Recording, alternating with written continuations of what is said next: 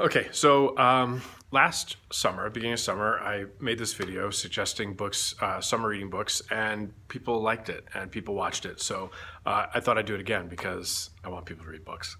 So I've got, I think, 12. I've got 12 books that I want to suggest to you for this summer for your kids to read. Let them be kids. Let them play on their phones and stuff. But let's let them read a book or two. Esperanza Rising. This book is been around for a long time. It's got to be at least 10 or 15 years old. But it's one of my favorite books. What's great about this book is that a kid who, as young as probably third or fourth grade, could read this and understand it. If you wanted to read it with your young child, they would totally understand everything that's going on here. But even if you're in middle school, my middle school kids read it and love it. We read it with my book club this year, and they loved it. So this girl named Esperanza is set in Mexico, or starts in Mexico in 1923, I believe, 1924. And she is living a privileged life, the only daughter of a wealthy landowner, when suddenly something happens which causes her to have to flee to the United States, and she learns that life in the United States as an immigrant is less than ideal. I don't want to get political, but it's kind of timely. So anyway, but it's a great book and beautifully written. The language is like poetry.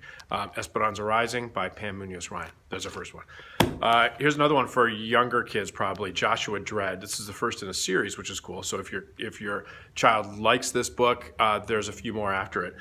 Josh is this kid who's just a regular middle school kid, except his parents are supervillains. So there's that. And so he's dealing with middle school stuff, but also his parents are bad guys. And there's it's this world where there's superheroes all over the place, but his are bad. And he discovers early on that he has some superpowers also. So he's got to navigate that. And, is he a good guy or a bad guy? Are his parents good guys or bad guys? How do you do all that? So it's a fun book. Joshua Dred, Lee Bacon is the author. This is, like high action. There's some there's some humor in it. It would be great, like I said, for a reluctant young reader. There you go. The 14th Goldfish. This was another book club pick. And this is a really cool book. I read this about a year ago or so. It's about this girl named Ellie. She's kind of scientifically inclined, but she's just gotten to middle school. She's sixth grade, and she's dealing with some of the changes that bring about. Her best friend is no longer her best friend, just because sometimes that happens when you get to middle school. Interests change and people drift apart. But the biggest thing is her grandfather comes home, but her grandfather is a scientist, and he's discovered the cure to aging, and he's now gone back to being a teenager. So he's like 15 or 16 as a grandfather, living in the home, and so it's fun. It's pretty cool. There's some mysteries that they've got to figure out. There's family dynamics that they've got to go about fixing. But it's a really good book. It was a lot of fun. My book club loved it. Here's another book club read, and this was maybe my favorite book this year, one of my favorite books this year. The Thing About Jellyfish. It's about this girl named Susie who is also middle school, and it's not explicitly stated, but Susie is very clearly on the autistic spectrum, and so she sees the world differently. She sees relationships differently. So she has her best friend. One of the issues, the big issue in the book, is that her best friend from growing up together, now that they've gotten to middle school, her best friend is making different choices and starts to see Susie the way other kids see Susie, which is awkward, different. And so Susie doesn't quite get what's going on. So that's what this book is about. And it's kind of told in two separate timelines. I don't want to tell you too much about it, but it's a really good book talking about how choices can impact everybody around you. A really good book. The Thing About Jellyfish by Ali Benjamin. This is another book dear to my heart. It's old. You can see it's kind of well worn. I've given this to so many kids to read, and everybody has loved it. Racing in the Rain, and the subtitle there, My Life as a Dog. This is Enzo, and Enzo is the narrator for this story, which is kind of cool. He's telling the story of this family that he lives in, and the things that are going on with them, because there's lots going on with that family. This book is a great book. One of my favorite books ever. And if you're interested, the author Garth Stein, this was originally a book written for adults. That title is The Art of Racing in the Rain. So you could get that book and read that while your child is reading this one, Racing in the Rain. This is the young adult version. Or you could just read this one too, because this is the one that I read, and it still stays in my heart. Enzo. Okay. Brown Girl Dreaming by Jacqueline Woodson. This is a beautiful book. It's written in poetry. It's a autobiography of sorts, written in a series of poems. And if you've got a sixth grader in our school district, they read an excerpt from this book in their sixth grade textbook. And so they may be familiar with it. But it's a really cool story. She just kind of tells the story of growing up and all the obstacles that she kind of had to overcome. She did not have the best childhood, but it was a loving childhood.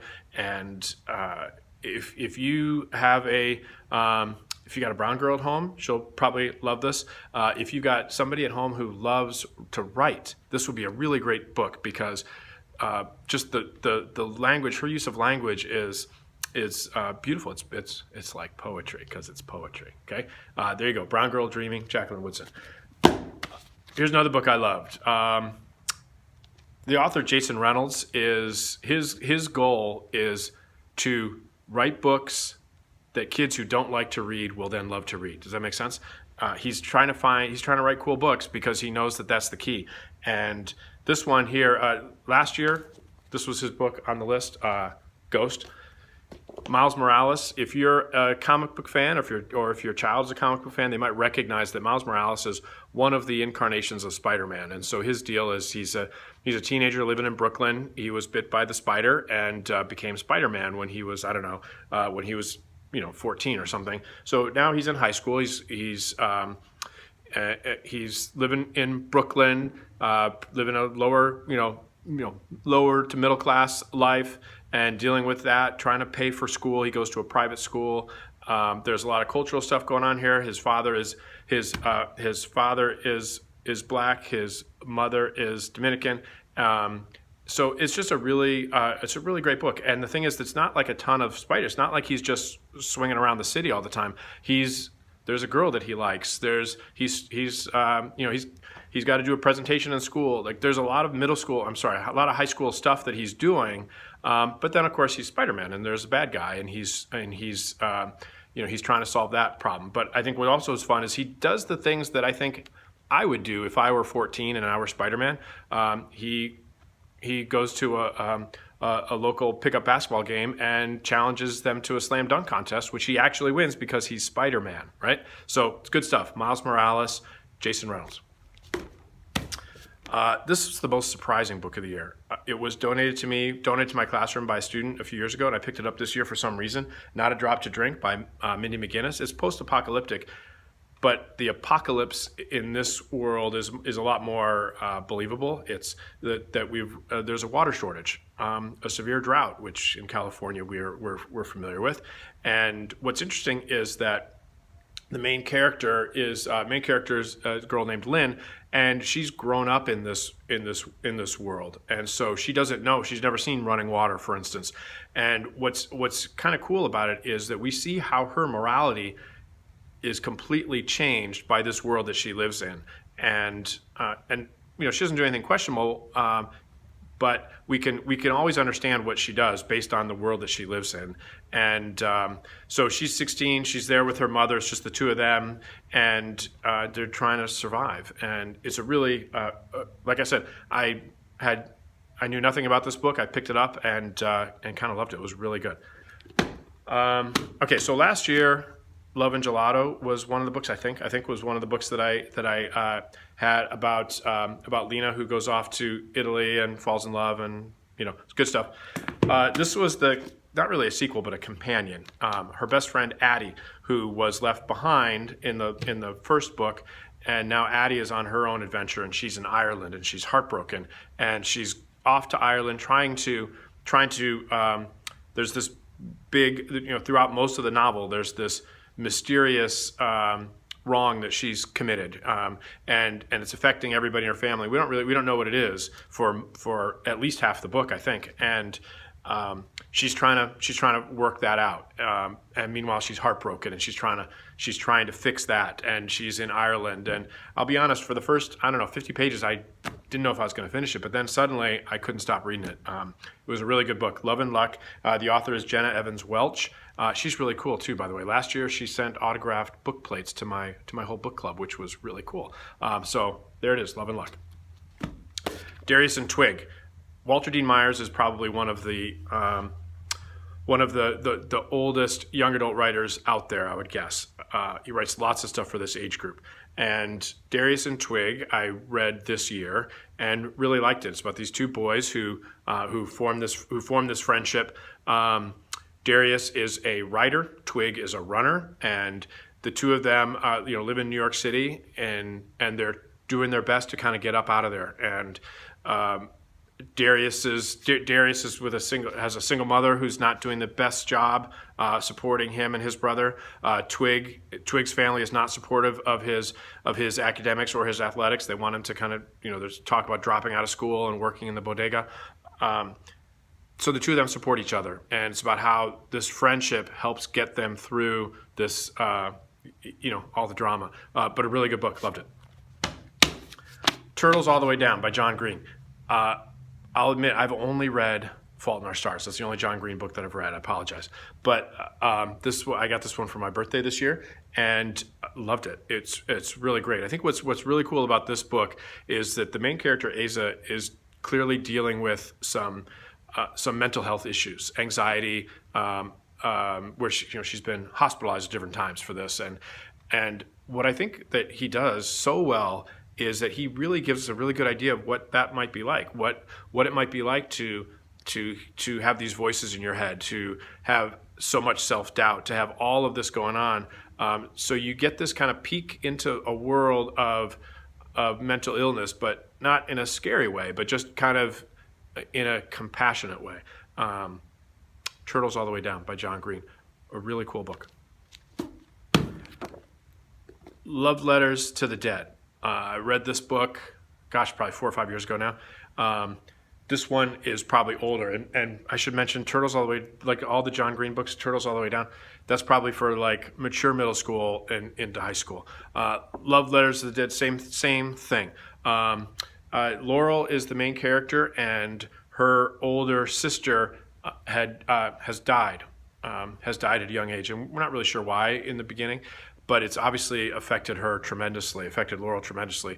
And so Love Letters to the Dead, this book is written in a series of letters that Laurel writes, like a diary, but she's writing letters to celebrities who died young, like her sister. So, it's Dear Kurt Cobain, Dear Amy Winehouse, Dear E.E. Cummings, Dear Jimi Hendrix, Dear Janis Joplin, things like that. So it's a really cool book. She's in high school, and she's dealing with the death of her the death of her sister, kind of how the impact it has on her, the impact it has on her family, and also she's dealing with high school.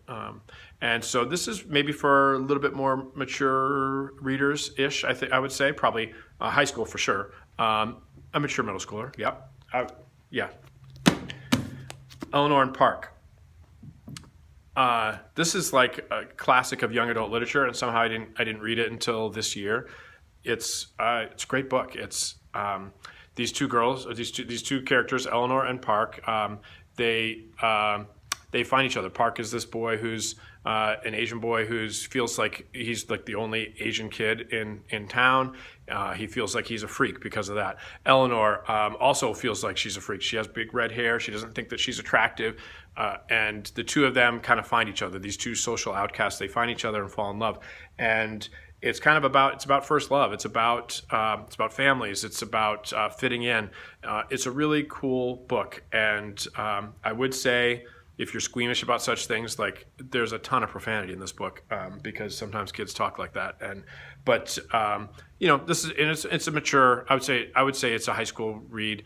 I've got 8th graders who read it all the time. So, but there it is, Eleanor and Park. Okay, so that's 12 books. That'll keep you warm this summer. Do me a favor, read them. Tell me what you think. I would love to hear your feedback. Okay, thanks. Happy summer. Happy reading.